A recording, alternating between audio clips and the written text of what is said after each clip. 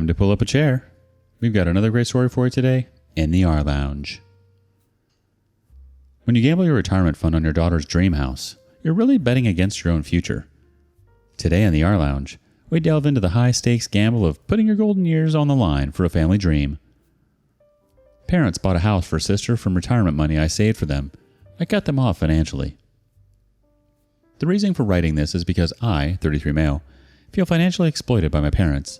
My parents, Dad 68 and Mom 65, had worked hard all their lives and did their best to raise my sister, 29 female, and me. They provided us with everything they could. We weren't rich, but my parents made sure we never went without the essentials. They gave us a good education and a comfortable life. We had a decent life growing up, but as we became adults, the dynamics in our family started to shift, especially when it came to my sister, Ken. Ken had always been the golden child. Growing up, she was doted on, coddled, and pampered, while I was expected to be responsible and independent. My parents made excuses for her behavior, no matter how selfish or entitled she acted. They would say things like, "She's just sensitive," or "She'll grow out of it." But Ken never did. Instead, she became entitled to handouts. In her teens, she started demanding more. First, it was clothes, then it was a car, and later, it was money for expensive vacations. My parents always felt obliged, even when Ken got married at 21 to a guy who was just as entitled as her. My parents funded their lavish wedding. When I objected to this, they reasoned to me that Ken didn't attend college and saved them with the college tuition, so they should invest in her wedding. I asked why they didn't both work and fund their wedding, but how could they? The guy was 24 and of course financially unstable. It was no less than a child marriage. Despite the fact that my parents were dipping into their savings to put up a wedding for her, Ken never took it as a favor. She thought as a parent they were obliged to do this for her. On the other hand, I was expected to pay my own way through college and had to take out loans, which I'm still paying off. But I didn't complain. I figured that's just how things were. As the years passed, I became more financially successful. I worked hard, made good investments, and eventually landed in a well-paying job. My parents retired when Dad turned 63, and they relied partially on their pension money and partially on the financial support I lent them every month. They said they had some savings for the rainy day. I highly doubt they have any because Ken doesn't leave an opportunity to extort money from them. I never minded helping them out because I wanted to give back to the people who raised me. They needed help with bills, medical expenses, and general living costs, and I was happy to contribute. While I was helping them through daily expenses, I was always worried about their retirement life. Their savings weren't substantial, and with life expectancies increasing, I knew they might outlive their funds. Now I was single and didn't have many responsibilities, so a few grand to them doesn't hurt, but eventually I would have a family and I don't know how much responsibility would come my way. So I set up a savings account specifically for them. Every month, I'd put away a portion of my salary into that account to ensure that they'd be comfortable in their old age. I told them about it, and they were pleased with my thoughtfulness. They have access to that account. I also put the monthly allowance in that account. They use only a part of it and save the rest. They feel good to see their safety net growing. A few months ago, Ken called me with what she called urgent news. She was pregnant with her third child. I congratulated her, genuinely happy for her. But then the conversation took a turn. She and her husband had been looking at a new spacious house, a place in an upscale neighborhood. It was far beyond their means, but Ken insisted that they needed it because of the new baby on the way. Then came the bombshell. "Mom and Dad think it would be a great idea if you could help us buy the house." I was stunned. It wasn't just a mere request, but she had the audacity to order me. I was more shocked to know that my parents had planned this idea in her head, that I should buy her a house. As if I providing for them and saving a retirement fund for them wasn't enough. I politely told her that I couldn't afford to buy her a house. She pestered, but I reminded her that she and her husband were both working, so they should be able to manage on their own. Ken didn't take it well. Then I called up my parents in anger. They clarified that they didn't plant this idea, but Ken herself came to them, telling that she wants me to buy a house for her, and they didn't deter her from approaching me. They said, "Well, we thought it was siblings matter, so we didn't interfere." I repeated I'm not making an extravagant purchase whether she or they liked it or not. My parents said okay. I thought it was the end of the conversation. But it wasn't. A few days later, my parents asked me to come over for dinner, which wasn't unusual, so I didn't think much of it. When I arrived, though, I realized the dinner was just a pretext. As soon as I sat down, they started pressuring me to help Ken. Their argument was that Ken needed a bigger house, that the children deserved to grow up in a good neighborhood, and that, as her older brother, it was my duty to help her out. I couldn't believe what I was hearing. My parents, who I had been supporting for years, were asking me to drain my savings to buy my sister a luxury she couldn't afford on her own. I flipped out that I simply couldn't do it. I had my own priorities to think about, and while I was willing to help Ken with smaller things, buying her a house was out of the question. My parents didn't take my refusal kindly. They tried to manipulate me, saying, "Hun, your sister lives in a cramped, dingy apartment with 2 kids while the third is on the way. The neighbors are hippies and shady. They constantly feel unsafe to raise their children in such an environment. You know all about all these, don't you? Do you not feel concerned about the safety of your nephew and niece? We expected you to gift her a house for years, but since you didn't pick it up on your own, we have to ask you." They said this as if it were some kind of unspoken agreement that I have to take care of my sister's family. I naturally lost my temper and said she should have considered her financial situation before bringing those kids into the world, and even before that, when she was marrying so early, and that to a young guy with an unstable income. It's not my problem if she hasn't learned her lesson raising 2 kids in poverty, and now she's bringing a third into this. The argument got heated, and I felt cornered, but I stood my ground. I told them that I had helped her enough and was okay lending her a few bucks, but not this. Eventually, I left the dinner midway because the conversation became baseless. They were not ready to understand my point of view. After that night, things were tense. My parents stopped calling me as often, and when they did, the conversations were cold. I know I haven't done anything wrong, but their reactions are making me feel like the bad guy. I know my sister is in bad shape financially, but does that mean I'm obligated to buy her a house? I don't think so. You've been covering for your parents' living expenses and medical bills, which is a commendable act of kindness. But apparently, your parental duties don't stop there. Now you're expected to buy your sister a new house because apparently the one she can afford is unsafe and inadequate. When they try to guilt trip you by pointing out the cramped living conditions and unsafe environment, it's clear they missed the memo that your savings are not their personal piggy bank. They're acting like the only thing you need to be concerned about is your sister's real estate portfolio rather than your own financial security. It's time they understand that while you're more than willing to help, which you should probably consider cutting off, your wallet isn't an all-you-can-eat buffet for every whim and fancy. Here's to hoping they finally realize that their golden child isn't your responsibility to provide for at the expense of your own financial well-being. Update 1. You won't believe what happened. A month ago, I noticed something strange. The retirement account I had been saving for my parents was suddenly emptied. All the money I had put aside for them was gone. I panicked, thinking the account might have been hacked or scammed. I called my parents immediately and asked if they had lost the debit card or if they shared the details with someone. Mom answered the phone, and when I told her about the theft, she was evasive. I could tell something was off. I asked her if she knew about it, and she denied it. However, when I pestered and said I was going to involve the cops, she said she had lent the money to my aunt, her sister, who needed it for a medical emergency. My aunt and I aren't particularly close, but I know she's had health issues in the past, so I believed her. Still, something didn't sit right with me as to why my mom lied to me in the first place. But then I let it slide. A week later, I was just thinking about the money I was about to put this month into that account. I realized I should check on Aunt. I haven't spoken to her for ages. To my surprise, rather shocked, she told me Mom had been out of touch with her for many months. When I mentioned the money, she was completely confused. She had no idea what I was talking about and assured me she hadn't asked my parents for anything.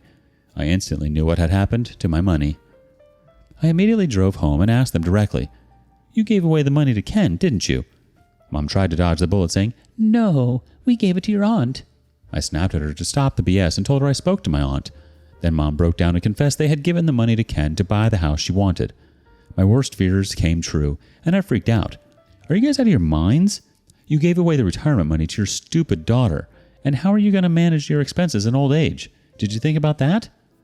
She sobbed and said, "We thought we have you." I screamed, "Have me what? Am I some kind of wealthy god who prints money at my backyard? What if I marry a woman who doesn't want to work and I have to take care of her? What about the responsibilities I have after having children? How would I juggle so many things?" Mom was short of an answer, but Dad jumped in for her defense. "Well, we had to do this because you refused to help. You denied buying a house for Ken, remember? Son, you can abandon your sister, but we cannot turn away from our daughter. She needs a house more than we need that money." I was flabbergasted at his response.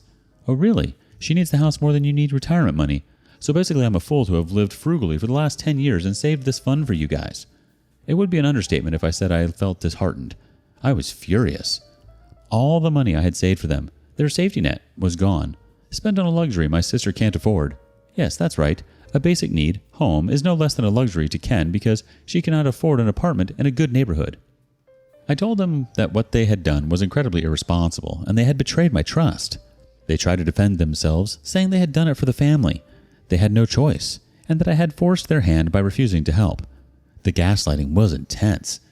They twisted the situation, making it seem like I was the one who had abandoned them, like I was the villain for not bending to their will. I couldn't believe it. I had been the one supporting them for years, and yet they were making me out to be the bad guy. I was at my wit's end. I slumped on the couch, not knowing what to do. Mom came to calm me down. She tried her emotional gigs to make me feel better. She told me that the registration of the new house was in a week, and now they cannot withdraw the funds from Ken. I was like, hold on, the house is yet to be purchased, right?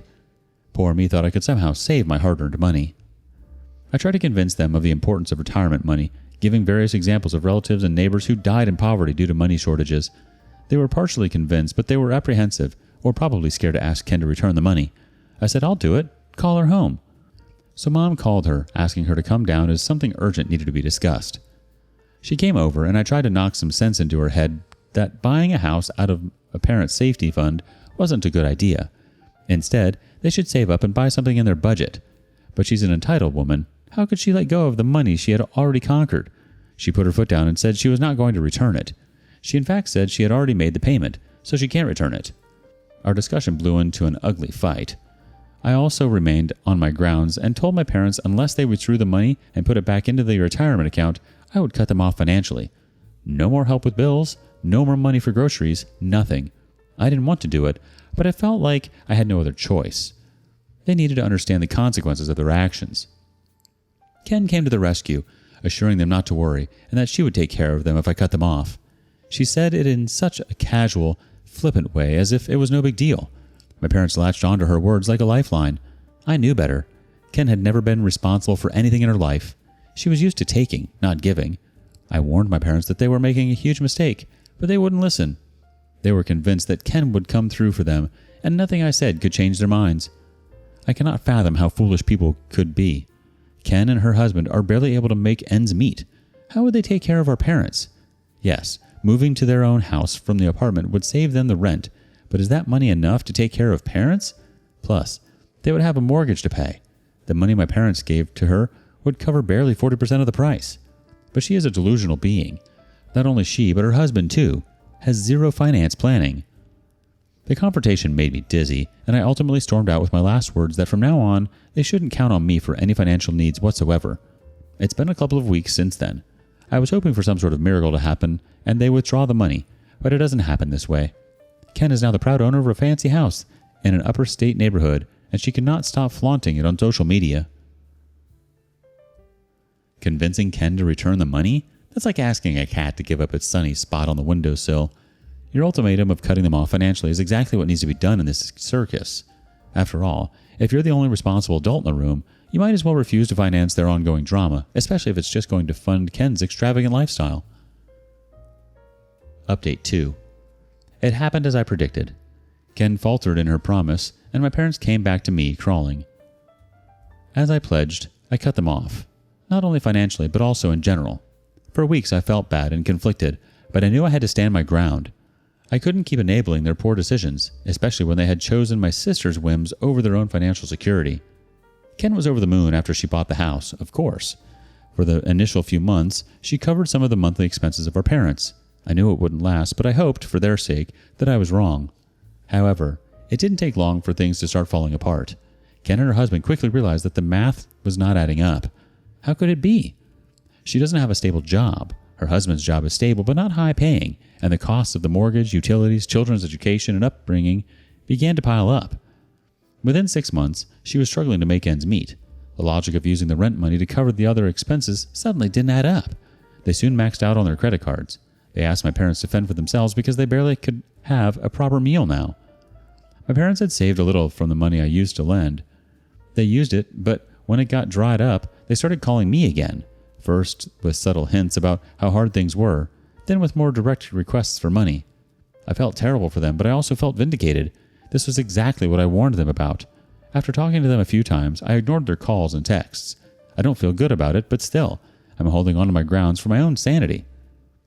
I know I'm being fair and just. but it's still hurting to see them suffer. They did it to themselves, OP. You did nothing wrong. You were enabling them for a long time. Update 3. A lot of drama happened. Phew, where do I begin? A week ago, I received a call from my mom. I initially ignored, but she persistently called. I sensed it was urgent. I responded. She sounded desperate, her voice trembling.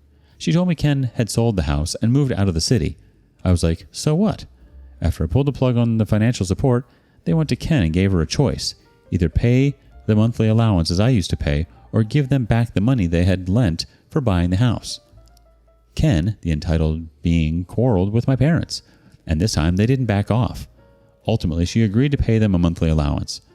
After a month, Mom contacted her for the money, and she stalled it for a couple of weeks, and then suddenly she disappeared. Her number switched off, and she has blocked all of us from social media. When my parents went to her place, the house was locked and some painting work was gone. They inquired and found out that the house belonged to someone else now. Evidently, she has sold and ran off to avoid paying back the money. What a fraudster. My mom cried, saying they were sorry, that they had made a wrong choice, that they didn't know what else to do. It was heartbreaking to hear that they are in trouble. They wanted me to fund them financially as I was doing it earlier. I wanted to help them, but I was reluctant to do so because now I felt exploited. So I said I needed some time to think because I had some other priorities coming up. I have been seeing a girl for 2 years now, and I think I'm ready to take the relationship to the next step. We want to move in together, move to a spacious house, and maybe get married next year. And all of these involve money, don't they? A week later, I went to meet them. They repeated the same stuff about how Ken vanished and blah blah. I reminded them that I had warned them about this, and that I had tried to protect them from this very situation. My dad tried to argue, saying it was my responsibility, but I told him that responsibility goes both ways. They had chosen to put their trust in Ken instead of me, and now they had to face the outcome of that choice. It amazed me to see how they felt entitled to my money, as if it was some sort of unwritten rule that I have to bear their expenses despite what they have done to me. They tried to emotionally manipulate me that they had raised me, and now it was my responsibility to give it back to them. I said I agree, and I did try to pay it back, but you guys screwed up big time, and now I'm done being a patsy. They refused to accept that I was right, and they shouldn't have betrayed my trust and gone behind my back to help her. Instead, they gaslighted that this situation would have never occurred if I bought her a house. I understood there was no point arguing with them, and it was better to stay away from them for my own sanity. I said, "You shouldn't bite the hand which feeds you. You made a choice, and now you have to live with the consequences," and stormed out of the house. It's been a few days since that conversation, and I haven't heard from my parents since. I know they're struggling financially. It hurts, more than I can put into words. I never wanted it to come to this, but I had to take a stand. I had to show them that their actions had consequences. They spent their whole lives enabling Ken, and I don't think they'll ever change. As for Ken, I have no idea where she is now. We haven't spoken since she abandoned our parents, and honestly, I don't care to. I get that it's hard to watch them struggle, but hey, they're the ones who rolled the dice and bet the farm on Ken's fleeting sense of responsibility. It's almost like watching someone build a sandcastle at high tide. Amazing while it lasts, but it's just a matter of time before it's swept away. In the end, he took a stand and set boundaries. It's tough love, but sometimes it's the only kind that works. You're not a financial ATM or a human safety net for their poor decisions. As for Ken, she's probably off on some tropical island, sipping cocktails and laughing at how easily she pulled off the biggest con of her life. What would you do if you were OP? Thank you for joining us today in the rLounge. Be sure to like and subscribe and hit that notification bell so you don't miss out on our next video. See you soon, and put your chair back where you found it.